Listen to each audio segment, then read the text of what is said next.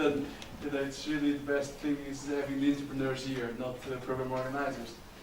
And also, this money I didn't mention, but 0.5%. One thing when I was selling this to Caixa, I was very adamant that we should not provide the money as frisbees, you know,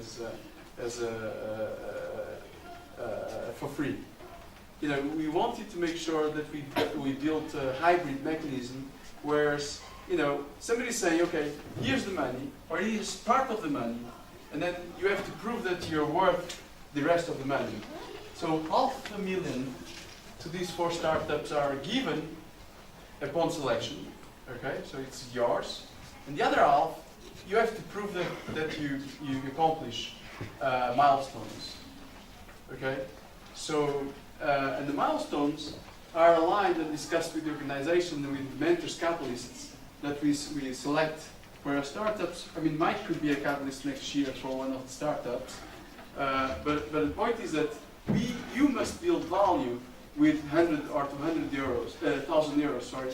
You must prove that you can build as much, multiply those 100, 200 or 100 or 200,000 euros into a pre-money of, say, a couple of million. Because that's what you really should be doing. Is, you know, before raising money, you should be making certain that you accomplish certain milestones, which are, you know, validating the market, validating the product, getting the first really pilot with a real customer, etc., etc. So these are the key aspects that we want you to achieve. And as you do this, you stop being an idea, and you start becoming a business slowly, gradually, a product company that's really for us and for you to build. I want to talk to this, and I just wanted to before I conclude my presentation, I just wanted to tell you about how important. You might have the best technology in the world, but I mentioned technology is like a yogurt. That's one. There's a shelf time. And the most important aspect is all these money can buy you know, expertise, etc.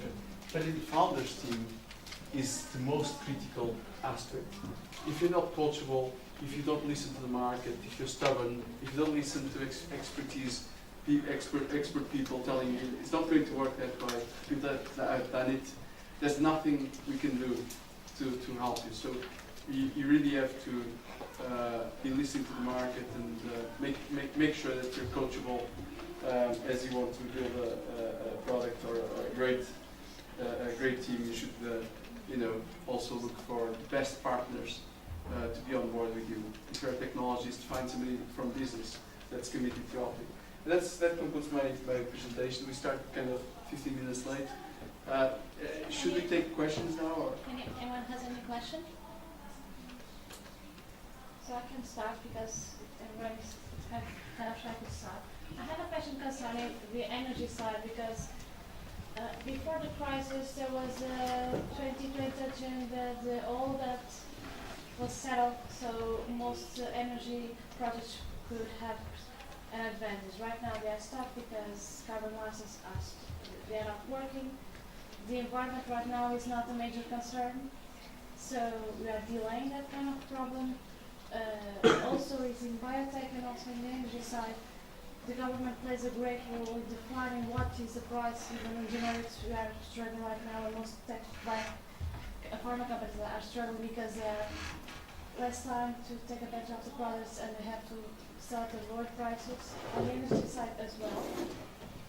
And I was talking to some people a few weeks ago, and I just said, I don't see any new technology on the energy side. I don't see anyone investing right now on that one. We talk a lot about photovoltaics, we talk a lot about all things, but we don't see anyone investing. We had Caixa and Perspiration were the major ones on that one. But right now it's stopped. It's kind of, we know that it's a major concern. We know that it's there, but you're not having any feedbacks and supporting any ideas on it. Yes, I can give you some. So if I got the question is, why aren't people investing more in energy products and energy solutions? Why is this not a hot topic at the moment? Well, part of it you provided the answer, which is the economy is kind of stalled. So when the VC goes in, he must make money and sell the business to somebody else and build some value. And there is a kind of Mike, you might also give some hints on that too. I mean, the VC model, typical model at the moment, is going through some major disruptions. So I don't want to get too technical, but there's a number of every crisis. I'm getting to 40. I'll be 40 in a few weeks. I'm getting old. But Mike is probably more wiser than me. But I've seen a few crises. I'm still young, but what you find is that when we go into a deep crisis, models are disrupted every time. And one aspect that's been disrupted now is the venture capital investment model. So you're seeing the emergence of different investors, super angels, for example. We were in Boston talking to some of them, and they're saying, Gonçalo, we don't need VCs anymore. Either they're corporates, yes, we want them, because they're acquirers, but institutional, we don't need them anymore. We're super angels now. I can reach and cluster 10 million, 15 million dollars per company if I want. So you're seeing that there are some middlemen that are being cut off of the process. And these funds have traditionally, I don't know, probably I'm going sideways, but these funds are now having problem returning. Say you're a wealthy individual, you put your money, 10 million euros in the fund, this fund does not return you back positive returns. What you do you invest more money in this fund? Would you? So part of the process that's over 60, probably 70%, only about, I'd say, 18% have returned positive returns in the last 15 years. So a lot of people have not created, they probably have created jobs temporarily, but they have certainly not created too much value for their investors. So a lot of these people are going out of business. I myself contacted a few this year because we get involved in Series A rounds, in kind of, as a facilitator. And I contacted some of these guys. Most of them, or a lot of them, are not managing funds any longer. So they're now start-uppers. Guess what? So you come back to, some of them did really need to learn something about the industries they were working in. And I think we've overdone it for a while. So that's part of the equation. The other part is obviously it's slowdown. So in slowdowns, you don't typically, when you look at the economy, the large companies will close themselves. They will look at rationalizing money. They will look at making more money out of their of their customers. And really nimble companies like Cisco's know that they can hire cheaper talent, will invest in counter-cycle, whereas most companies will wait to invest until the cycle starts. So you're all technologists, right? Everyone is familiar with the second derivative, right? The inflection point. So everyone's waiting for the inflection point to invest. Guess what? When it happens, you're too late in the curve because people will be hiring, there's more scarcity, you have to pay more. Really clever companies build the next wave. The really clever VCs are investing. The really clever technologies are being developed, and the world doesn't stop, I can tell you that. So if your investors are not investing in you, there's either you're not talking to the right people, or there's no really market demand for what you're doing. But don't stop talking to people.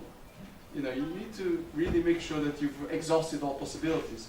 And even when you have done so, you need to restart all over again. And that's part of that's the most important message, is that if you're stubborn, if you got data to support that you've got something different that's potentially building value to a specific customer, you should persevere, because you might get 100 no's, which is typically what you get, but then you get 101st response will be positive. What I see is that in a lot of people in Portugal, from my experience living 12 years abroad, we only talk to 10 people and then say, everyone told me no. But 10 people is only a small sample. You need to talk to a larger sample. And don't limit yourselves to Portugal. Use networks. And that's why events like these are very important, because they give you global perspectives on what's going on. And if you work on technology and you've got something different, the sky is really the limit. Really is, I can tell you. It's just like more common. When you were saying that the real smart VCs and companies are investing now, Yes.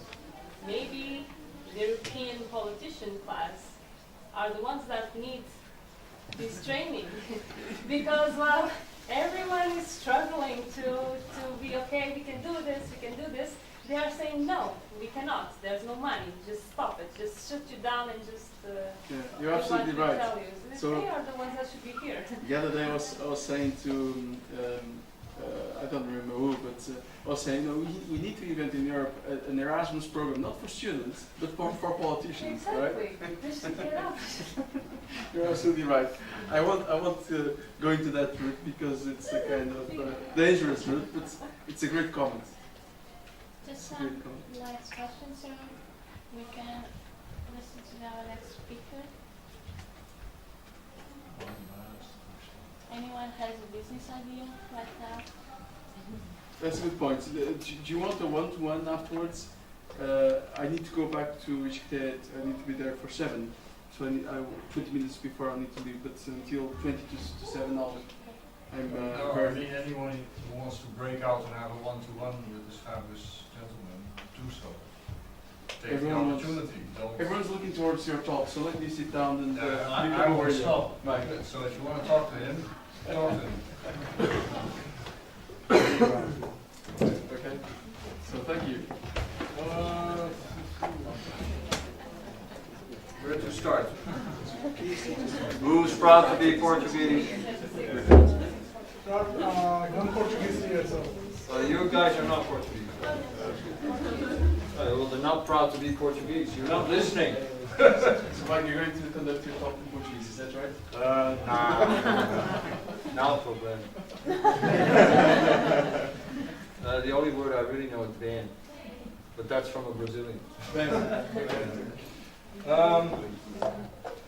Great to have this opportunity to talk to you. I'm not going to go into the mechanics of VCs versus seed capital. I basically turned my back on it.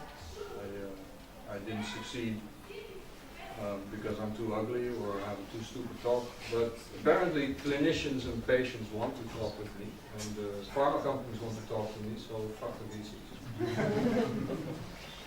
Simple talk. I learned that. I used to work with a large company and have very sophisticated words. Like that for right? I sort of started losing that.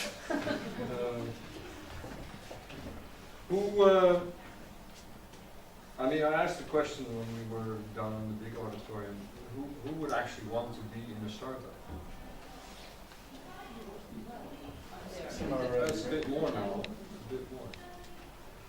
Who thinks that she or he is going to have a good job with a company or an institution or a research group in the coming 5 years?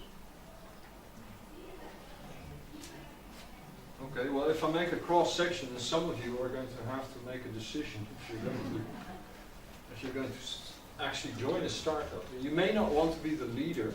You may not have to take the initiative. Can you find a good job? Yeah.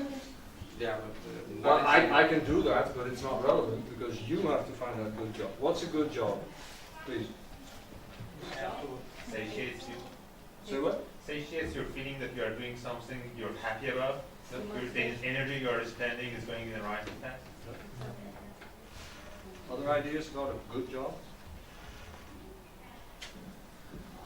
It has to allow you to eat. No, no.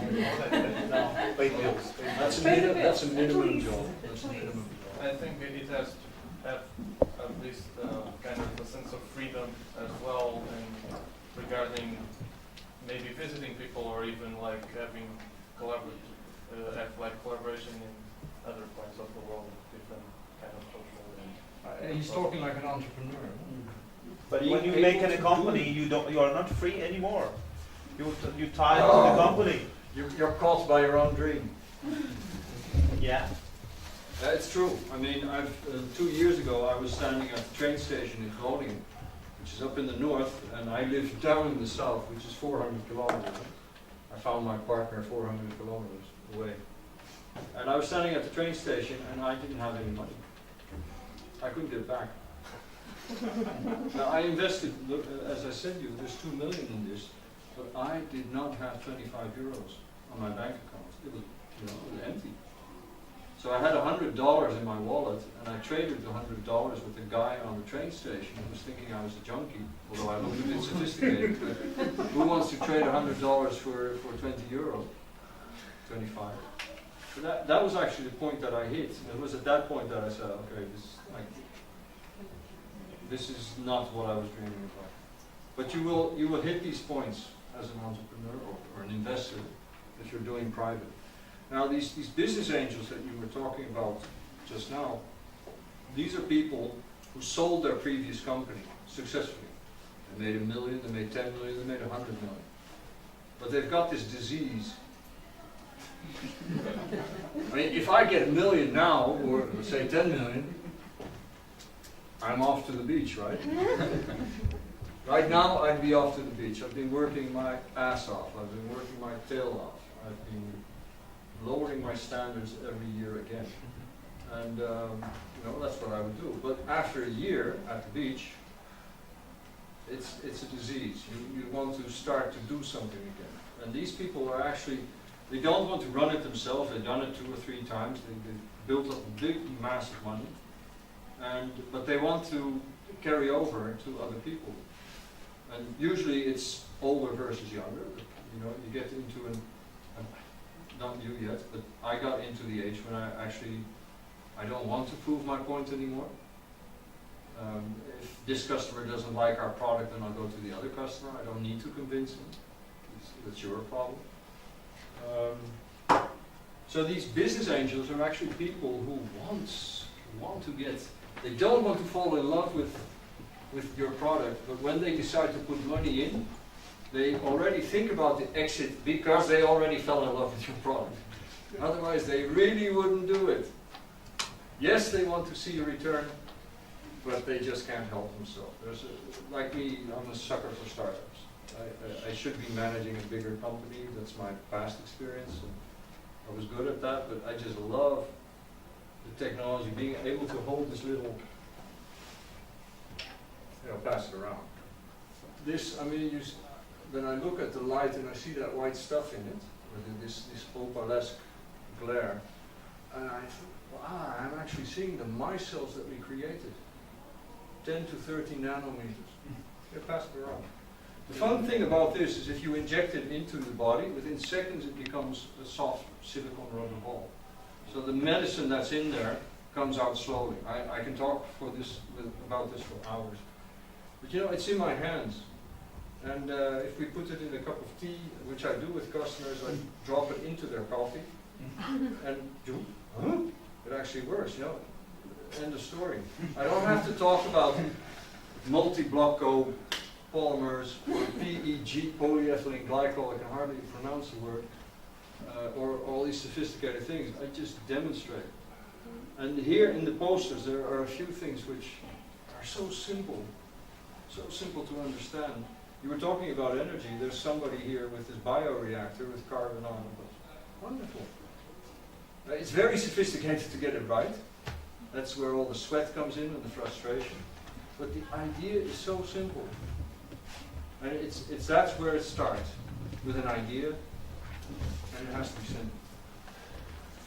And that's probably your biggest challenge, you being this selected elite of Portugal, in the MIT, blah, blah, blah. You have to come down out of this cloud of being very sophisticated and using very difficult words to write an article with 20 references in one sentence. Who reads that shit? Who understands it actually? It's only your peers who understand it, and that's where everybody's happy in their own little circle. But when you have an idea, try to make it simple. Try to explain it to your parents, to your brother, your sister, to your lover, or your ex. If you explain it to your ex. So if you can explain it to your ex, you really achieved something. But that's where it starts. It starts with an idea. And the idea is usually not yours. It's usually not yours. It would be strange that you would be living in your own igloo on the North Pole and then all of a sudden you have an idea. You're not. You're not living on the North Pole. You got your ideas from someone else. So it's that network and that heritage which I try to honor. And I really make an emphasis when I introduce people. I explain who my partners are. I explain who contributed. For instance, this beta cell company, which I started managing about a year ago, there's a technician, a lady, she's 40, and she doesn't talk science. The professor was saying, well, we can't do this, and the postdoc and the CEO were saying, no, we have to go a different direction. And she just shut up. And she turned around, went back to the lab, did the experiment, and we're off to the races. You know, it's that simplicity and just get back to the roots of what am I actually trying to solve. And when I started with Orthogel, which is now a company that we're launching, it's about, this is when I get demonstration. It's about an injection in the knee. Yeah, you got that stuff, you inject it, it releases drugs for 30 to 30 days, 3 months, whatever we with our polymer chemistry do. Now who can use this? Who wants this stuff?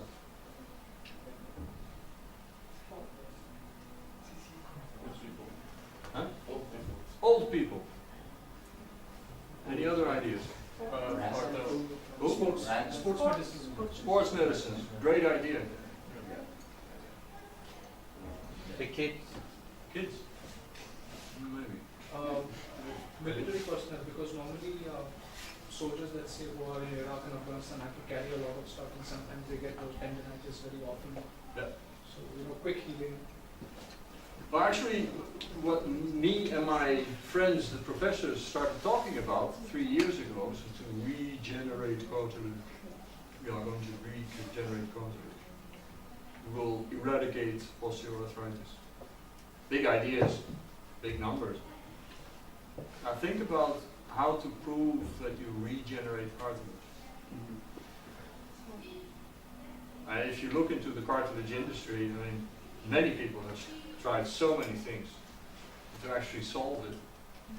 It's another 10 years of research. Aha. All of a sudden, I found out why my partners were so crazy about regenerating cartilage. What were these guys thinking?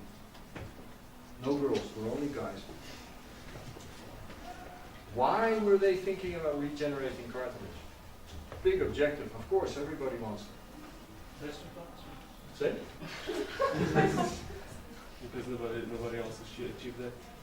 Yeah, nobody else achieved it. What does that mean for them, these professors? Huh? Come on, what do professors do? Awards, they publish awards. Grants, publications, Nature, Nobel Prize, 10 more years of research. Is that going to solve anybody's fucking problem? Sorry. In excuse 10 anyone. years. No, in 30 years, typically. When a scientific breakthrough happens, it typically takes 10 to 20 years before it hits the market. So, yeah, this is where, in the other lecture I talked about new on new. So you solve one problem with technical incremental steps, you're doing okay. It's really not bad. And what I found in my experience now in these last 5 years with a lot of interactions with academia is that we're trying to pile a new idea into a startup because that's a way of generating grants and funds. And you have to be careful. It can be good, but it can also distract you and pull you away from actually solving anybody's problem. And at the end, when the seed funds and the Series A and the venture capitals and the corporate ventures have come to your company, They want you to solve the problem, not the professor's problem. So this is one take-home message. When you're now currently doing your PhD research work and your institutional work, when you think about joining a startup, is this startup solving anybody's problem?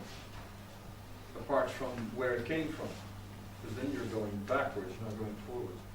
So basically what we said now about the knee is, okay, it's about pain. If I can solve a patient's pain for 3 months, they do their garden, they do their shopping, they play with their kids or with their grandchildren, they actually go out again to the theater. And right now they're injecting hyaluronic acid, which goes in and leaves the knee within 2 days, but it has a magical effect. It works for 4 weeks, 10 weeks. With these drugs that we're adding, we can actually think, or we think we can actually do it better. Now, through that thought process, we now arrive at the point where we have to prove it in horses. And why do we want to prove it in horses and not goats? Goat is the standard model, by the way, for knees. Why do we take horses? Yeah, fragile knees. Yep, their knees are big. They look like a human knee. Goats as well, but they're fragile. Most of the injection has to be done by nurseries and doctors have to allow it, so the doctors have to accept, so if the doctor doesn't say that it's going to work, that's major challenge of new drugs, and doctors have to approve them. But now something more down to earth. Why would we want to do horses? And huh? More pressure. Wow, you guys are so technical. Come on, think. They're faster, they run. They have a lot of probability of having. That's it. They have a lot of lesions, and if a horse has a lesion, it's out, exit, over. And that can also be Horse next lesions. to market for you. And But an it easier took one. us 2 years to actually come to that point, with all the Professor professors. is genius. Yeah. He must No, come but around. it's, you think, okay, we're going to do goats, because everybody does goats, and or sheep, right. And actually then one of the veterinary doctors said, the problem is in the horses, and dogs, by the way. I mean, a pet owner, I have 2 dogs, one dog really has osteoarthritis on the leg, and these walks are getting shorter and shorter, they're not going forward. Hopefully by 3 months from now he's going to get his first injection, but before that I will take my own. So I will inject on myself before I inject my dog. That's when you believe in your product. That's something you cannot say to your customer. It's useless. It's the first and the last tattoo that I will have. It will be the Angel logo somewhere here. And that's a very huge problem for those dogs, the winners. For the meat. Kind of thing. Anyway, so thinking about these things, we're going to regenerate cartilage, we're going to cure diabetes, we're going to eradicate HIV. Those are big dreams, but is that your dream? Is it really your dream? Is it really? It's everyone else's dream, because everyone wants to solve the other's problems. So HIV is a worldwide problem, and everyone wants to solve it because it can harm yourself or your relative. Well, we came up with this little bottle, is that in Tanzania, if a girl at the age of 14 has contracted HIV, and I leave it to your imagination how that happened. They go to the clinic, they get a bag of pills, and on her way home she has to distribute pills to her uncle, to her father, to her nephew, never to the ladies. And when she comes home she has about half the bag for her 3 months. If we can just put an injection in, nobody's going to take it from her. It's hers. And we started talking about this to Glaxo. Glaxo, welcome. And they said, can you make it for 1 penny? I said, what does that have to do with anything? Well, if it's 1 penny, the cost of the polymer, then we can consider it. I said, that's a showstopper, you're not listening to the problem. He said, no, you're not listening to my problem. So I'm thinking about a big thing with a little solution, and they're saying, well, a penny. So basically, don't talk to these guys now. Talk to someone else. Talk to Bill and Linda Gates. Or talk to a wealthy individual who says, well, I understand what you're talking about, here's the first million. No, you don't have to get acknowledged by GSK to solve anything. Mind you, GSK for your field, and here in Portugal, has done something wonderful, I think. They opened up their facilities in Barcelona and said it's an open lab. So you can contact them with your idea, go to their facilities, which you don't have here in Portugal, and just do it. They offer those facilities. Because they too see that open innovation is important. They hope that it will create pipelines, but they just want to keep their facilities with a buzz, with a lot of young startups coming there and creating a buzz. It could be a good idea for Lisbon to actually do that. There's something else that the Australian government did. They did it very smart. They said, for every dollar that you invest, I give you $1, and I ask nothing in return. And this, the European way is, I give you something, but I want something back. Well, and if you're not successful, the IP is ours, right? But that's all you have, your IP. So they're already taking you by the throat, and in my case by the balls, before we even started. The Australian government said, nada. You come with 1 million, I give you $1 million. What you then saw was in 2009, I went back to Australia and said, okay, I'm going to do it. And my wife was pushing me. Back away from the Netherlands, we want to go to Australia. Maybe Portugal now, but anyway. So I came there, and then the crisis hit. And this is where you see that a young economy is very fragile. They still had that scheme, one-to-one. But the whole venture capital community had disappeared overnight. It was completely vanished. And the only people left investing money was back into sugarcane. If you can do something with sugarcane, then you can get some money. So for Portugal, it's going to be a challenge because you don't have that history of biotech investment. And biotech investment really is something different. Really is something different. So if you're thinking about getting into a startup, I'm not saying become your own CEO or entrepreneur, but if you think of getting into the startup, look how this company is networked. Because you're stepping in with all your talents and you're going to contribute and work like crazy to get anything done. I'm going to give you shares and some money to survive. But you really have to see if these companies are well networked.